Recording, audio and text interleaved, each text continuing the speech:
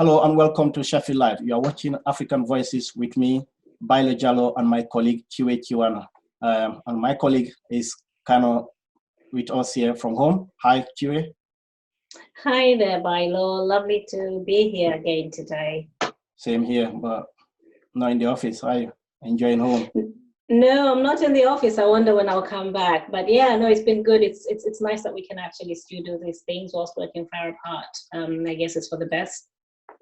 Okay. On today's show, we'll be discussing Sierra Leone, and we've got a special guest coming from Sierra Leone, and that is Conteh Inveen, who is the Reuters correspondent in Freetown. Hi, Conteh. Hey, how's it going? Thanks for having me. Not bad from here. How is it going over there? It's good. It's good. Just on our last day of a 3-day lockdown, our second one, but it's nice and quiet outside. So. Okay, right. Let's start with the lockdown. Talking of the lockdown, how is it going? It's going good. So we have not been under as full and total lockdown as other places. Certainly not as intense as the UK. So we are on our second 3-day lockdown.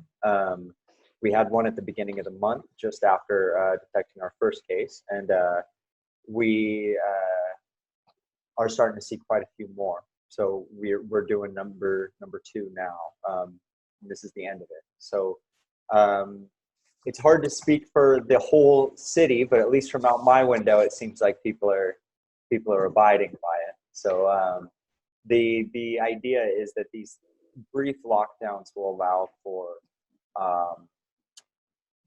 contact tracing without having to completely shut down everything, especially in a place like this where so many people rely on informal economies. But whether or not it's a success, I think we'll find out in the next couple of days. Yeah, definitely. But in terms of the lockdown, as the lockdown is still going on, we just know that yesterday there were of 157 cases in Sierra Leone, but since yesterday we now have it to 178. In terms of the lockdown, a few weeks back, there were just a couple of cases in Sierra Leone, but that has kind of rocketed in the last 2-3 weeks. Yeah, so the most updated numbers were actually at 199 today.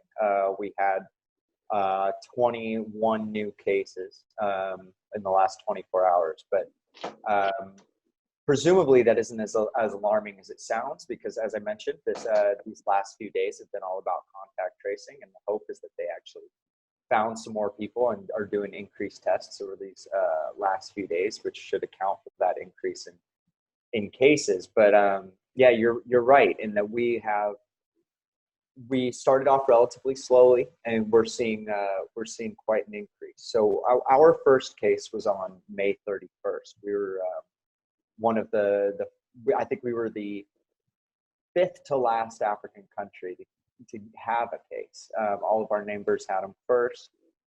We had high hopes, but this thing seems to be a bit inescapable. And so things started off pretty slowly, as it tends to pretty much everywhere, it seems. We hit 100 cases sometime last week, and so it took us 28 or 29 days to reach 100 cases, and that doesn't really mean much unless you kind of compare it with other places. So the United States, it took 41 days, but the United States was obviously also not doing a lot of testing there in the beginning. Italy got to 100 cases in only about 24. So we're all of these case numbers, they don't really mean much without going along with that kind of proper context. So we are seeing increases right now. However, we are also seeing larger quarantines. We're seeing more testing than we have previously. And so at the moment, it's hard to tell if that's because it's spreading faster, or rather we're just getting a better grip on how widespread it actually is.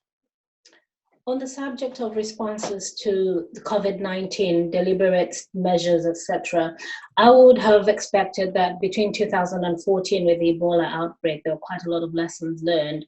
Do you think anything was transferable in terms of the lessons learned into the way that part of the world is responding? So not just Sierra Leone, but just neighboring countries as well that were affected? Well, I think that it certainly played an impact socially. One thing that we dealt with during Ebola was a sort of widespread denial. A lot of the initial symptoms of Ebola were very similar to things like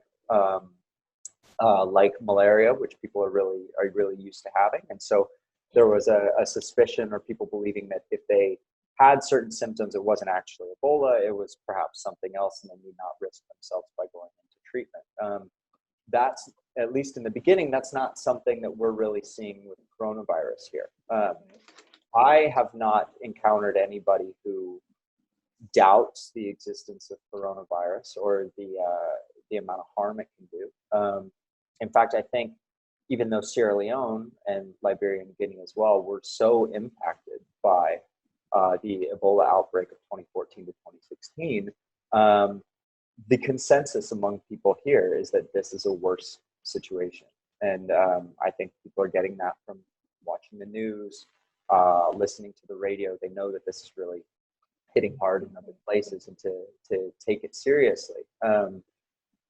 With that said, getting people to understand that this is a real thing and a real problem is only part of the battle. We've got a lot of other hurdles that are difficult to overcome, such as mask usage. Not everybody can afford a mask. Not everybody knows where to get one. Identifying their cases, reporting cases. The system is not really, let me say, it hasn't adapted so well to getting people treatment right away. One thing that we heard over and over during Ebola was that if there was, or if there could be any silver lining, it would be that a sort of new robust system would emerge from that crisis to prepare for anything further. And in some ways, we've seen that, like what I mentioned with the social preparedness and willingness to accept these as a real problem, something that needs to be taken seriously. But then on the other hand, a lot of the institutions that we would have hoped would be a lot more robust at this point are not. We are seeing a lot of miscommunication between government agencies. We're seeing a lot of things that are a bit slow to take off. We've had a number of issues with one agency reporting something differently than another, or people not really knowing where to get the right information from. Like anywhere, we've got quite a social media misinformation problem, and it really does not help when you've got people in authority propagating this sort of misinformation. In an effort to try to fix that, the government appointed a specific coronavirus spokesman. Unfortunately, there seems to be quite a few people in that role, which has added an element to the confusion. I think that there are definitely things that we have taken from Ebola and are helping us out in this case. However, I think that I can probably speak for quite a few people in thinking that, or hoping that we would have taken away a little bit more than it seems that we have. Okay. Yeah, go ahead, Baillor. Go on, Chair. Okay. We know that life is not as it is over here in the West. Looking at Sierra Leone, things are really tough over there. And even with the 3 days lockdown, it's kind of having an impact on many people across the country. And we know that President Baillor himself was kind of self-isolating for 15 days, and he is set to return to work tomorrow. In terms of people returning to work, back to work tomorrow or back to normality tomorrow, how is the situation like right now? What's the atmosphere like in Freetown or in Sierra Leone? Well, it's not all that different, to be honest with you, because as I mentioned, this has just been a 3-day lockdown. As you said, the president had self-isolated, had been working from home, and that was after a member of his staff tested positive a couple of weeks ago. But for the average person, things are basically the same. The markets are as crowded as ever. All of the same businesses are open. It seems that the people that have been the most affected in their professional lives are people of affluence. They're wealthier people. They're people who maybe work for government agencies, or they're foreigners working for NGOs or foreign-based businesses. Basically, the people that have had their work impacted are kind of the people that can afford to have that work impacted. The average person selling on the street is not taking a day off or really doing social distancing much at all, just because they can't afford to. As I had mentioned earlier, the overwhelming majority of people here rely on informal economies, and those don't take days off. And so for me, I can decide to work from home. I can do a lot of my job from calling people and talking over Zoom or Skype or the like. But most people don't have that kind of work. And so there have been some groups that have been calling for a more wide scale, longer term, maybe more enforced lockdown. But then that raises a lot of problems. That raises a lot of questions over how would these people working in informal economies be able to sustain themselves? Where would people get their food? It's not as simple as in Spain and parts of France, people were under lockdown, but within reason, they were able to go out to get their groceries and such. That's something that would be much more difficult here because of how few people actually get their food from established institutions like the grocery store. Then you're wondering, okay, if we're going to let people go out to go to the market, who gets to sell at the market? How many people are we going to allow selling at the market? The market's really crammed. The questions are numerous. And so whereas things aren't very different now on a surface level, that's not because people have not been thinking about what can be done, but rather the situation in this part of the world is so unique compared to what we've seen in the more developed world that the question of what to do is hard to answer. We've got, at the moment, our everyday situations, there's a 9 p.m. curfew, and there's a limit of inter-district travel. But even these things only go so far. And so, yeah, it's a real challenge. And, there are voices on every side of the debate that have very reasonable arguments.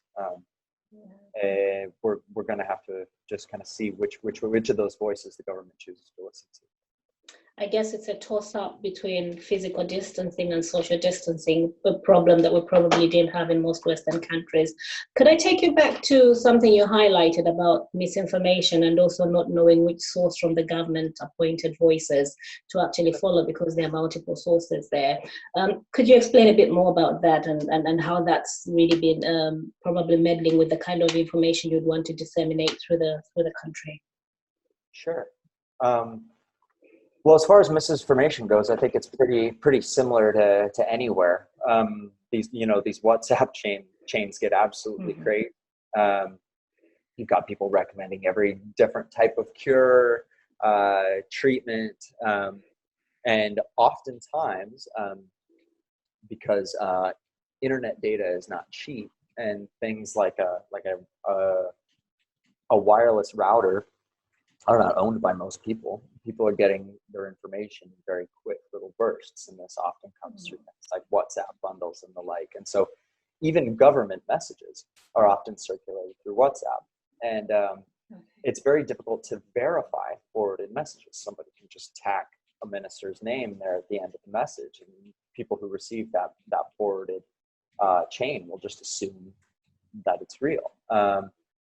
How much information circulating has been misattributed is hard to say, but there is quite an equal balance between this sort of miracle cure discussions and brief little government notices. But to kind of go back to what I was saying about kind of an overabundance of official voices and conflicting messages from these different agencies.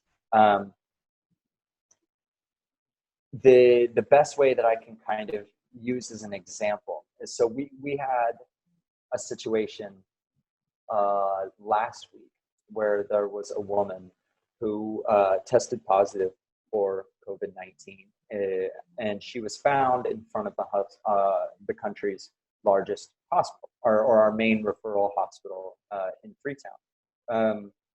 Some sources were saying that she had died, and those sources got attached to very, very quickly. People started listening to that quite rapidly. And one way or another, that claim that this woman had died shortly after testing positive reached the government, and they confirmed it. And so in our official coronavirus figures for the following day, we saw another death added on.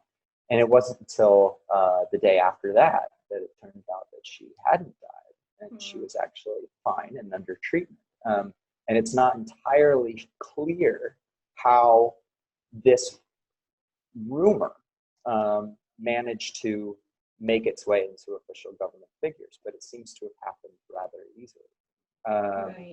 And so we've seen several things like that. We've seen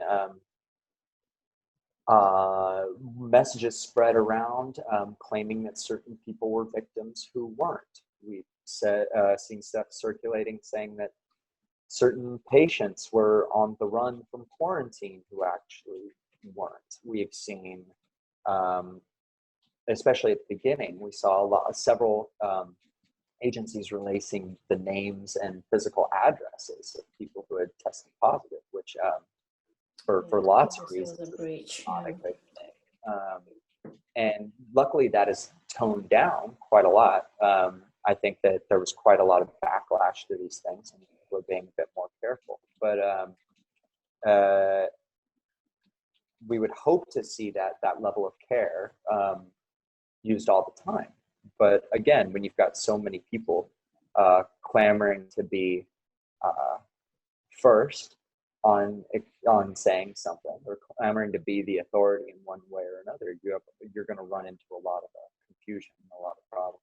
And the fact that all of these people are using the same platforms to get their information out makes it very difficult for the layman to be able to decipher what is realistic and what isn't. Right, Cooper.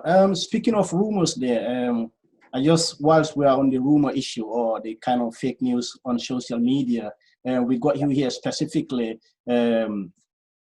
for you to clear certain things out for us. As you are aware, there was kind of like an attempted prison break in Freetown on the Pademba Road prison, which, according to so many reports, conflicting reports. And like I said, we got here specifically just because there are different views, because many of the local journalists there are kind of affiliated along tribal lines or maybe along political lines. So that's why we thought you will be a better person to clarify what happened there and how it happened. So in terms of what happened there, can you just give us a clear picture of what you know, what happened?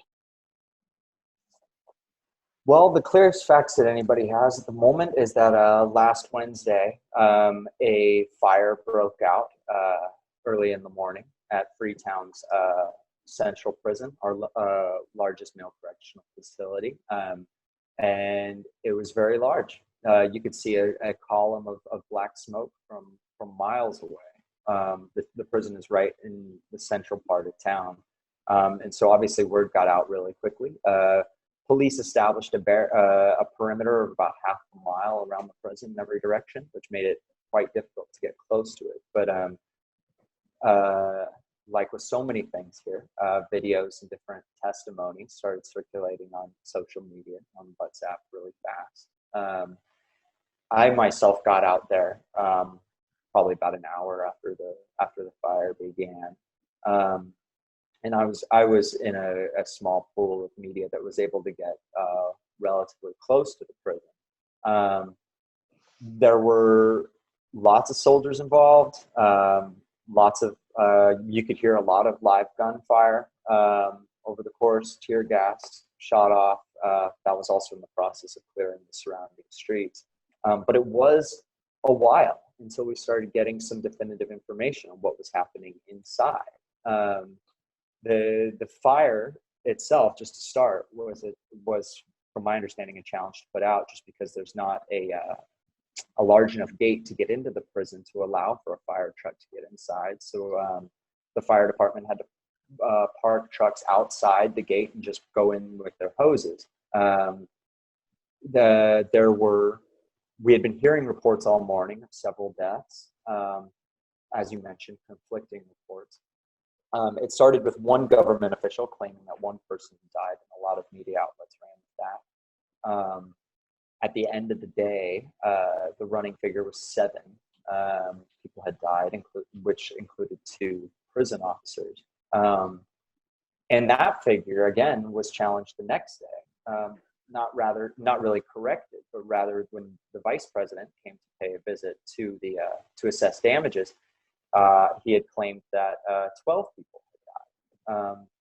And as you can imagine, since then, we've seen lots of different conflicting social media reports of people saying more or less. And there hasn't really been much clarification. We've seen several releases from the government come out claiming that they're going to investigate the nature of what's been going on.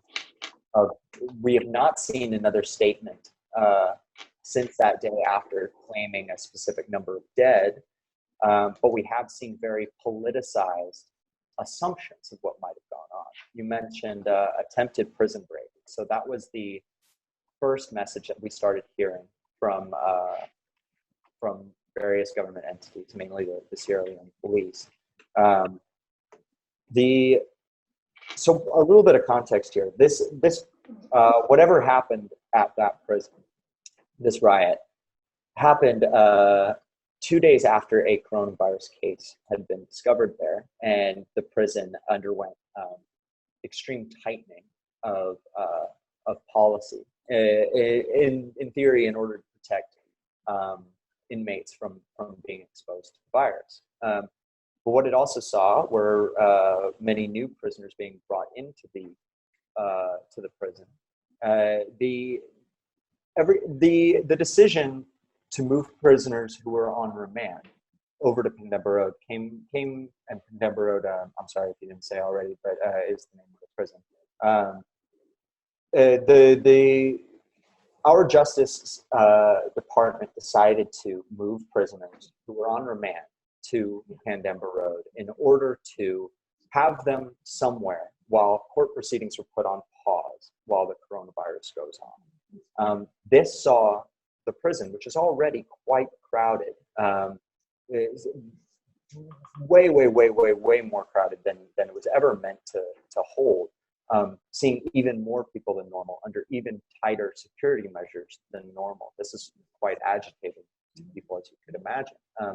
So when this riot started, the running assumption from a lot of prison watch groups, groups like Amnesty International, we've got some great prison advocacy groups like Advocate and Prison Watch Sierra Leone here, that considered that this might be a reaction to these coronavirus measures, because it was such an interesting coincidence on timing. It's been a long time since we've had a riot like this at Pandemba Road Prison. There were a series of them just after the Civil War, but we haven't really seen much like this since.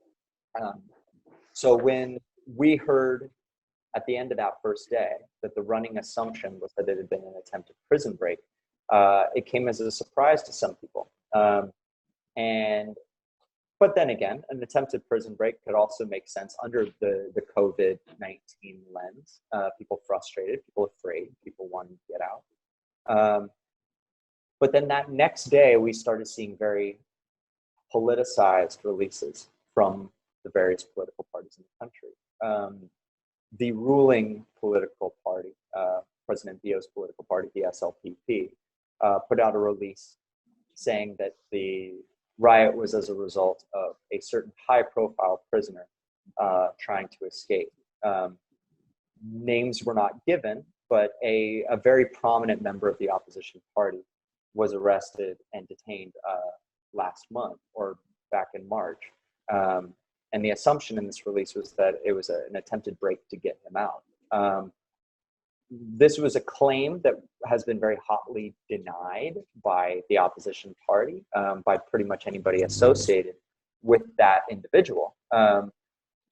But by turning it into a sort of political issue and a sort of he said, she said thing, we've seen a very high politicization of that riot in our national dialogue.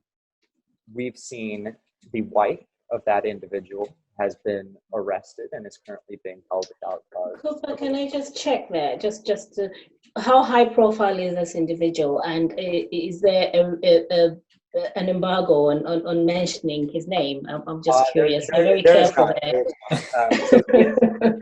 So he is the former Minister of Defense, among other things. His name is Paolo Conteh. He was arrested.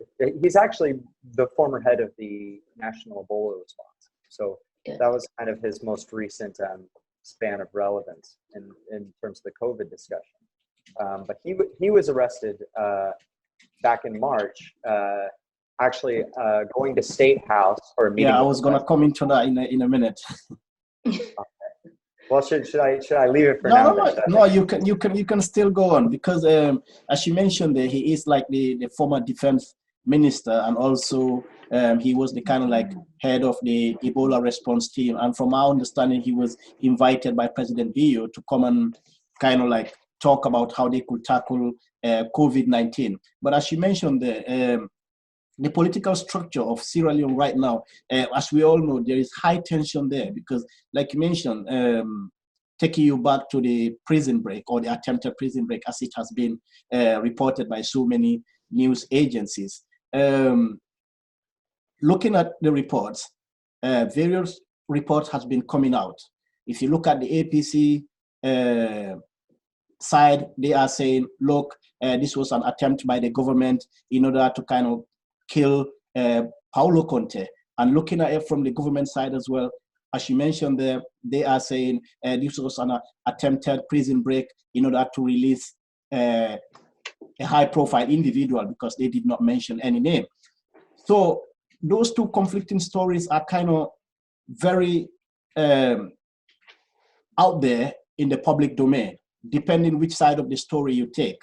As you know, WhatsApp is quite popular in Sierra Leone. Those are the kind of, that's the kind of media where I would say 80% of the population is consuming right now. How do you think the population is kind of taking those two conflicting stories? Which side of the story, which side of the story do the population believe? From what I can gather, it's pretty split down party lines. It's become a very politicized issue. I think that there, of course, are people that realize that it is probably a bit more nuanced than we're getting from both political parties. Whereas the people who are staunch supporters, one way or the other, are very quickly to believe the party line, whichever party that might be. We are seeing some very, very, very dramatic talk from both sides. Right.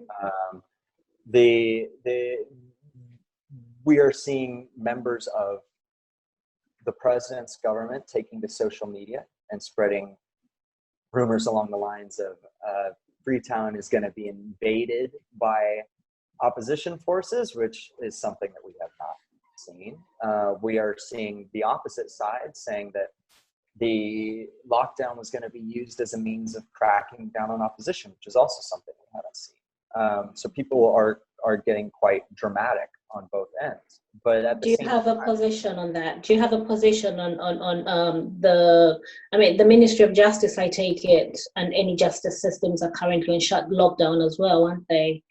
Do you feel like it was too convenient a thing to be happening right now, and was COVID a feasible excuse to get that done so the opposition leader could not get justice at this point? honestly, I don't have an opinion one way or From Okay. as far as the facts go, there was a riot on a particular day. It happened to line up quite nicely with a few different events, whether it be the coronavirus case being detected in prison, or the fact that the former minister's trial was actually set to begin that day, but was, as you mentioned, put back because of these coronavirus restrictions. I think that until there's a thorough investigation, there's no way of knowing one way or another, because as of right now, we've got people who don't know any better than anybody else, putting these narratives out in very highly politicized ways that are doing very little more than stroke these partisan sentiments that are already quite pervasive in Sierra Leone's political culture. For instance, with the opposition has felt victimized by this government since the beginning. This government has received some accolades for what is perceived to be an increase in the fight against corruption. Our anti-corruption commissioner has put forth cases and launched cases against several high-profile individuals. But it is true that these are most of the time opposition figures or people who were in power under the previous government. There is a commission of inquiry has recently wrapped up into the activities of the previous government. So things like this have all added to the opposition feeling like they've been ostracized and unfairly targeted, at least more so than the members of the ruling party engaging in the various activities have been. With that said, I'm sure that a lot of these claims against them are true. Some of them might not be. But these sort of things, and especially this whole prison break narrative, is not doing any favors in quelling that sort of feeling. So as I kind of briefly touched on, in the wake of this prison break, we saw the wife of Paolo Conteh arrested. She's been held without charge for more than the constitutionally mandated 3-day maximum. We saw another opposition leader, a woman named Sylvia Blyden, was arrested at home for what's being called subversion, but has not been officially charged. She's also been held longer than the 3-day maximum. And is that being alluded to the fact that the justice system is on lockdown at the moment? Is that how it's being reported as well in that case with his wife and the wife of the other leader that you've just mentioned? So no, actually, them being held extra, we've actually heard very little about why they've been arrested and held without charge. We did get I believe it was yesterday, we did get a statement from the Sierra Leone police who acknowledged that they were holding these people, and said that they're being held for this long as a result of the lockdown. And I guess we will see tomorrow when the lockdown ends if they're released or not. But I know that having spoken with a lawyer representing Paolo Conteh, they don't know where he is. He was moved off site after the riot at the prison, and he has not been allowed to contact a lawyer. He has not been allowed access to anybody, and his lawyers don't even know where he is. And so, just remind us the reason why he was arrested. You started to touch on it earlier, but I kind of interrupted. So he was, as you mentioned, invited to State House to meet to discuss with the president about coronavirus and lessons to be learned from Ebola and how this can be carried over into the coronavirus situation. He was found to be carrying a firearm. It was a licensed firearm that he was licensed to carry, but again, there are conflicting narratives on what happened. He went into the State House. He was discovered to have this firearm on him. The official narrative from State House was that it was only discovered on him afterwards. The narrative from him and his lawyer was that he had declared it right upon entering. Again, it's a he said, she said situation. We really don't know what actually happened. It's not my place to say. But he was charged with treason. which some people argue is excessive. Other people argue that bringing in a gun to see a world leader, that it's not excessive. Again, it's not my place to say. I appreciate that. Yeah, it's obviously not your place. And I understand the caution with which you're answering that. Has he been known to visit the presidential palace a lot before then, or not? Not really, no. So as I had mentioned, this was he was the former head of the Ebola response, and so this was this was actually the second meeting between him and the president. There was a more large-scale meeting outside of Freetown the week prior between the president and former Ebola response leaders, and this was seen to be somewhat of a follow-up to that. I cannot say definitively how often he had been invited, if ever, before then to visit the president. But at least this was very much highly publicized. So what will you say to the rest, to the report as well, that prior to him carrying the gun, he had been invited twice. He was at State House, but he did not take any firearm. He only took the firearm on his third visit. No, so there had been one visit before, and it wasn't to State House. The president actually met with Paolo Conteh and a group of others up country, not in Freetown. So this would have been their first meeting at State House regarding this issue. So whether or not he had a gun on him at the previous meeting, I can't say.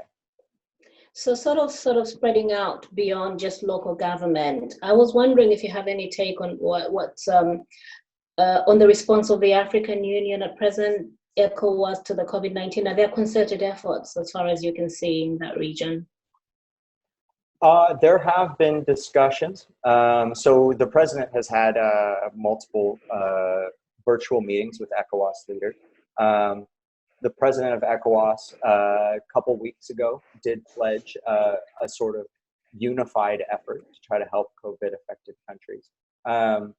How much that has led to, I can't really say. I have not been hearing about any sort of arrivals of equipment or anything of the like. The most publicized stuff has definitely been in regards to aid from China.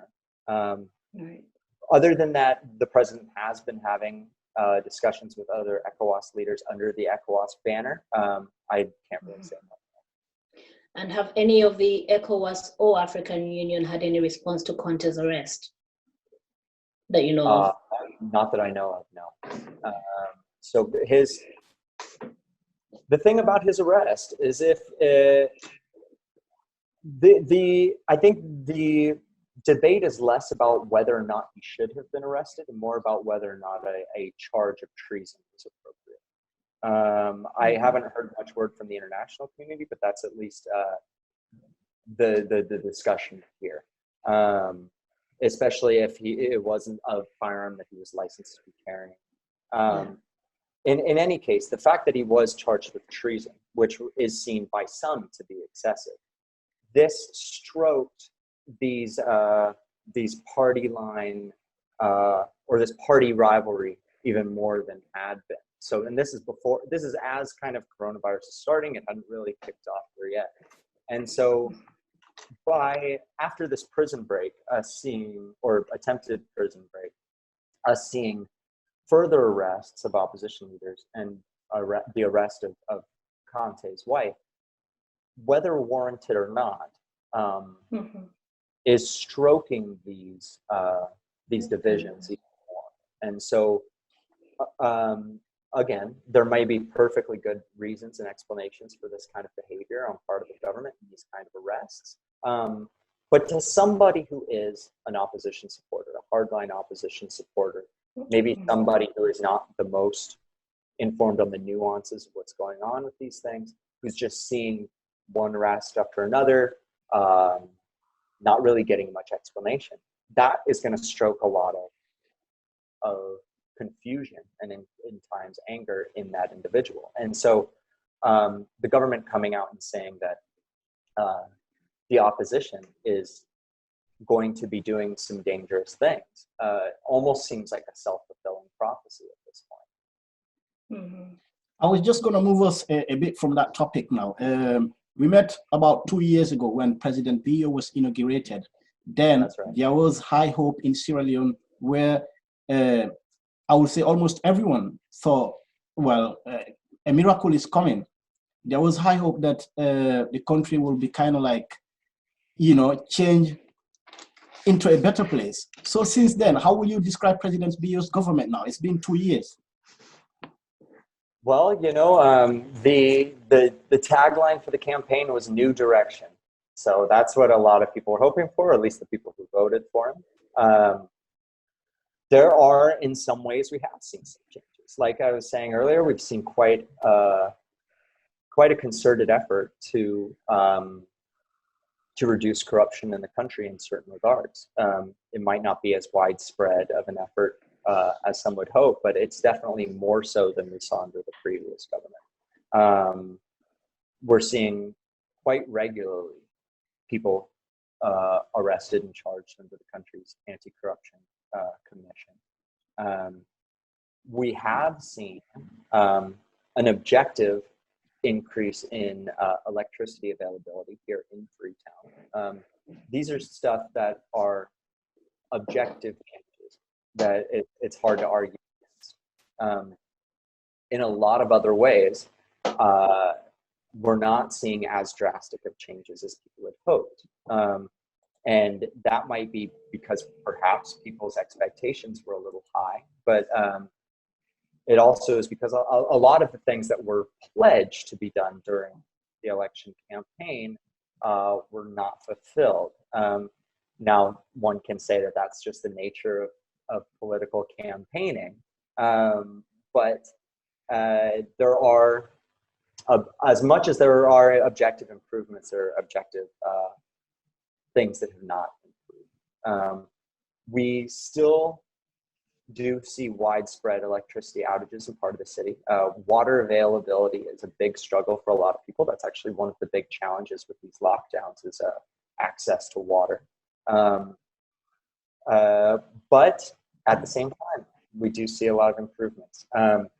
One of the areas where we see the best improvement over the last couple of years has been in the running of the Freetown City Council. So the new, I guess she's not so new anymore, but the mayor of Freetown, a woman named Sawyer, she is actually not a member of the president's party. She is actually a opposition party member, but she has led a program called Clean Freetown that has led to monthly cleaning days that have been very successful. We've seen quite a lot of. Do you think that was introduced by her? I think that was introduced in 1992 by the MPRC government, which was so you're more right about that. That was the 1992 MPRC government, which I was young then. I think that was not introduced by her. But Baillor, perhaps there's a question of having a policy and who gets to implement it. So maybe this is what it is. It's being implemented now. Is that right, Cooper?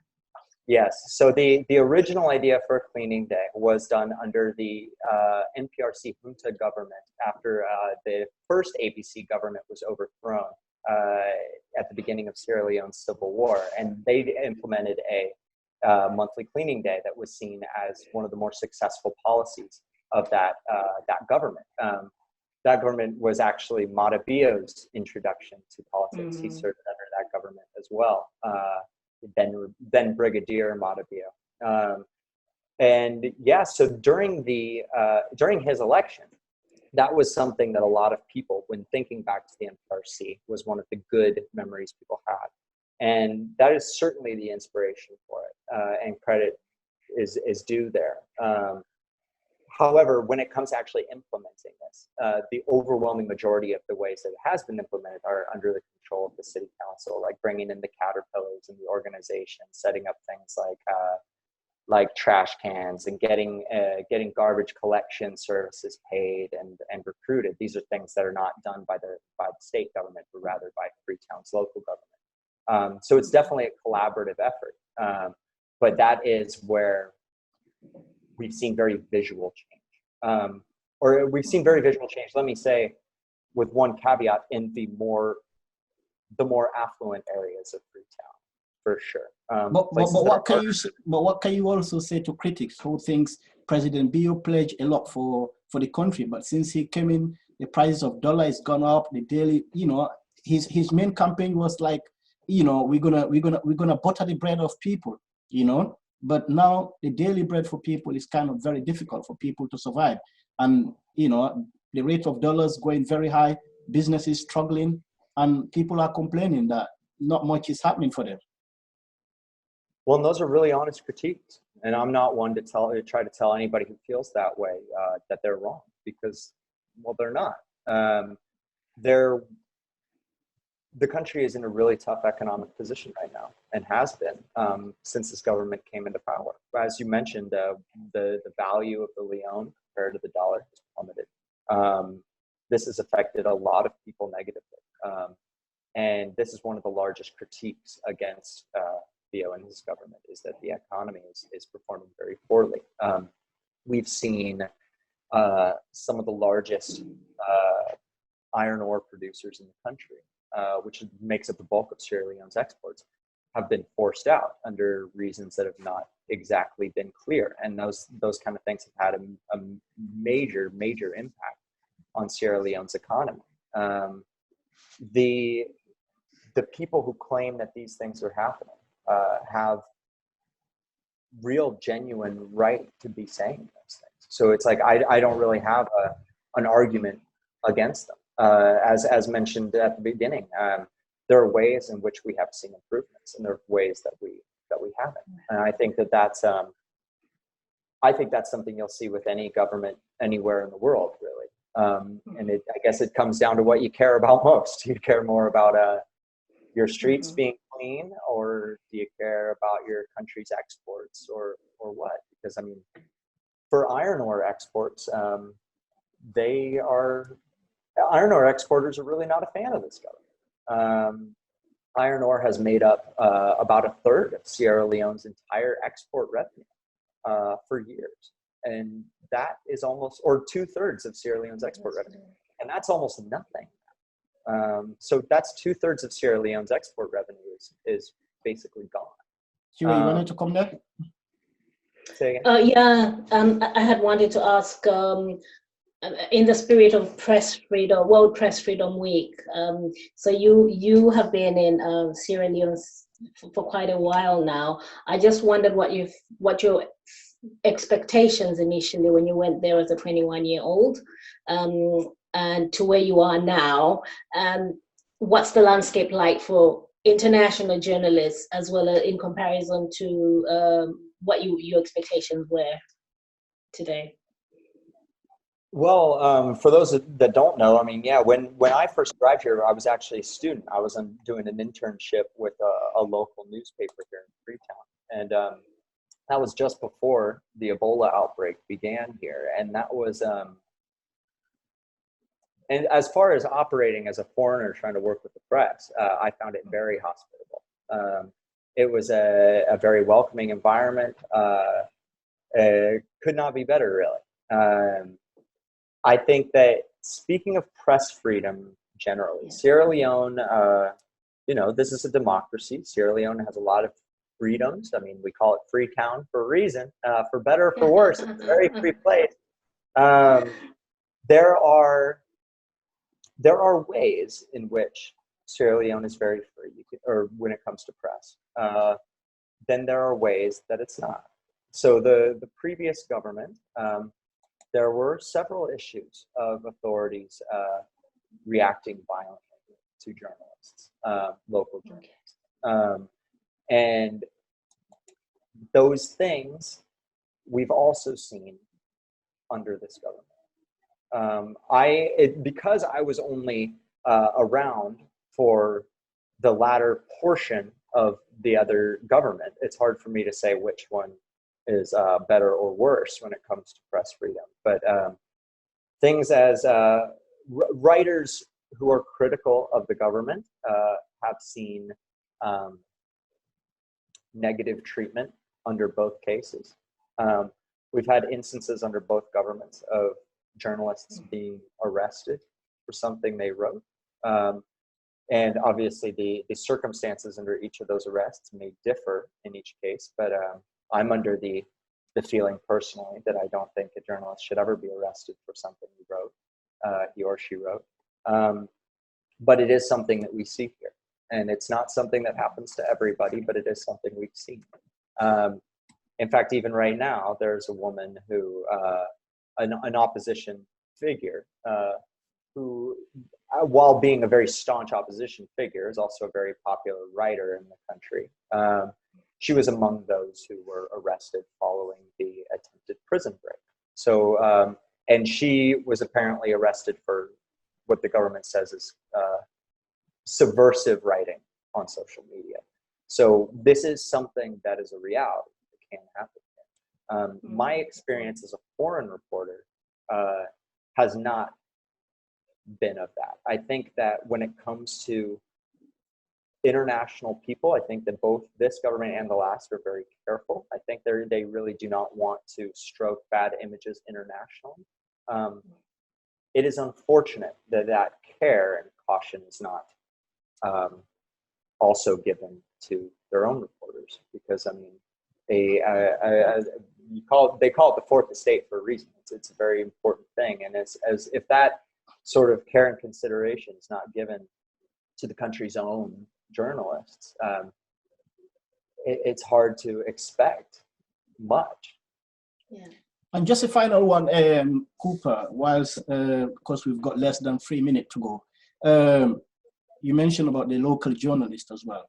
But there is also this allegation that, as I mentioned earlier, many of the local journalists are kind of affiliated along tribal lines or political lines. So in terms of your experience over there, living in Freetown now, how are you finding journalism in Sierra Leone in terms of the way stories are reported? Well, to be completely candid, it's got a ways to go. Standards of objectivity that we have in the Western world aren't as much the norm here. There are people who are really trying, and then there are others that aren't. Like you mentioned, a lot of writing here is sponsored by special interests, whether that be a political interest or private one. Sierra Leone has, or Freetown especially, has dozens and dozens of papers. There is quite an abundance of information. Now, the overwhelming majority of those publications come from special interests. And having done quite a bit of work with local reporters myself, it is a challenge to try to instill Western ideas of objectivity into reporters who their whole upbringing in their career have not included those standards of objectivity. It's hard to instill a sense of critique in somebody who has been told that their career for years is really just to repeat what they're told. There are some amazing local reporters, but there are a lot of people that think that being a reporter is just to report what you've been told. Now, I think that most Western countries with robust free press and robust journalism had similar origins. I mean, we talk about the penny papers and penny press in New York in the late 1800s. You had, again, dozens and dozens of newsletters and newspapers in New York City at that time that were all varying degrees of objective or lack of objective. But that kind of openness to information and open access to information is what really allowed for a free press and for this sort of objectivity to be born. I would prefer to have 100 papers where each one has some wildly different unobjective or sensationalist claim than one or two papers. Okay, Cooper, that's totally understood there. We leave it at that because time is against us. But thank you very much for your time, for joining us on African Voices. Hopefully, we'll be having you back again to get more ideas on what's happening in Sierra Leone and across West Africa. That was African Voices here for me, Baillor Jalloh, and our guest, Cooper Inveen from Freetown, and my colleague, Chihana from home.